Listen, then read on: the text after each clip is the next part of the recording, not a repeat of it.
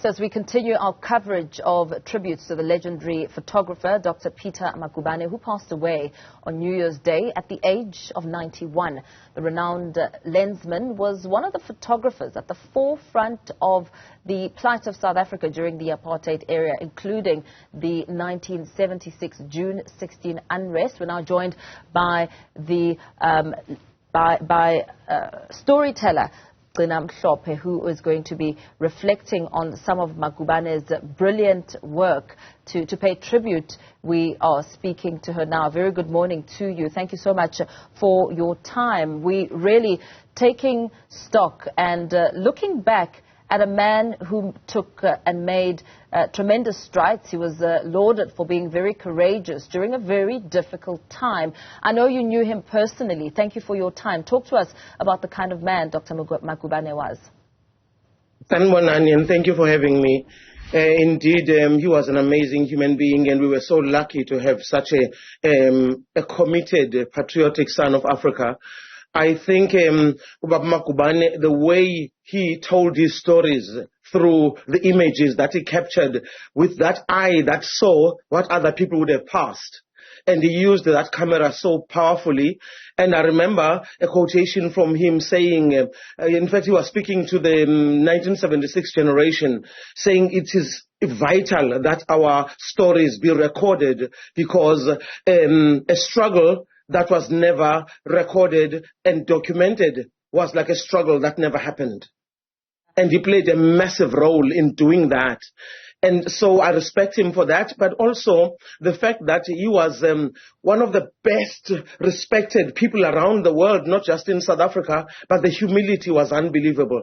I think when you look at the early 1960s, when he had his very first photographic exhibition, solo exhibition, we were the first black person actually to have a solo exhibition in those times, in those difficult times. And don't think that the apartheid police were happy about it, but those stories had to be told. Yeah, absolutely. I like what you're saying when you refer to him as one who had an eye and saw what others would have passed. Because one of his landmark images taken in around 1956, it depicts a white girl sitting on a bench in a wealthy Johannesburg suburb with a sign reading Europeans only, while a black worker sat behind her combing her hair. I mean, his images will live beyond him, really highlighting the longevity and symbolic roots of history and art. He was unbelievable. And when he took those images, it was different epochs in our history. He made sure that those occurrences, those discriminatory laws, those simple things that look like it's just ordinary. Because when we are used to certain bylaws or the whites only, Europeans only, or whatever, images that were there, even the beaches, if they could have taken the ocean and separated it, they would have. He made sure that we don't forget, lest we forget, because, like the great Don Matera said, memory is a weapon.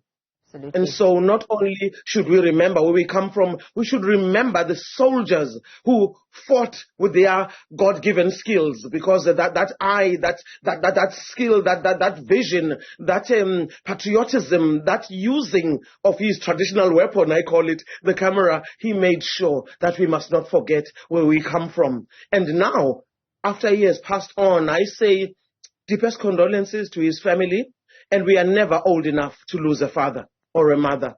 I say to South Africans, please, let's not forget him and many others who have contributed so much. We must show them respect and make sure their legacy lives on. We would be good to ourselves by doing that, and future photographers and storytellers and camera people of all kinds, whether it's in the cinema industry, whether it is in dance, it doesn't matter what kind of in documentary films, in journalism. Journalism is sometimes feeling like it's lacking in certain times, but there are times who pick up the baton. Please pick up the baton. make sure that our stories are never forgotten, like the great Ubaba Magubane. Insizwa efana ukuthi sihloniphe lena, uma simhlonipha sithi ujiyane lona uthole usithole usinquma udidiza umzilankatha. Siyakuhlonipha baba, siyakuhlonipha, sithi umsebenzi wakho angeke siwukhohlwe. We'll never forget you, and we salute.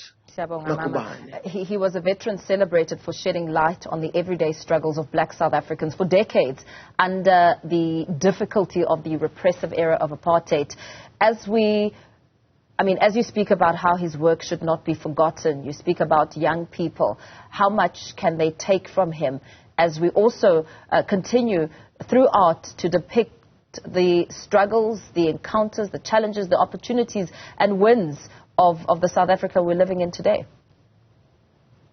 One of the things, for instance, we should re-promote his book, because that book is so inspiring.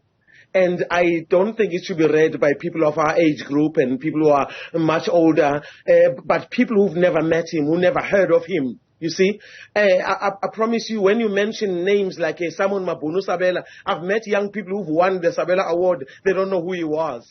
I've met people who've never heard of Gerard Sikoto or George Pemba. There are so many wonderful, wonderful people. People didn't know who Dolly Ratebe when they walk into our offices and they see her picture on the wall, or Cynthia Shange.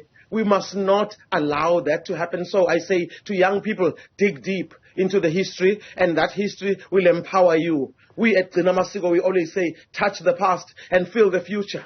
If you say it in isiZulu, it's even more powerful. Zazi imvelaphi yakho uhlomele ikusasa. Now, ukuhloma means to arm yourself for the future. So please, let's know where we come from and be armed for the future, because the struggle is never over, really. You and I know that. Yeah, absolutely. Touch the past and feel the future. I like that. Thank you so much for your time, legendary author and playwright Dr Gcina Mhlophe, paying tribute to a veteran celebrated for depicting images and really being a trailblazer in his space, Dr. Peter Magubane, who passed away on New Year's Day at the age of 91.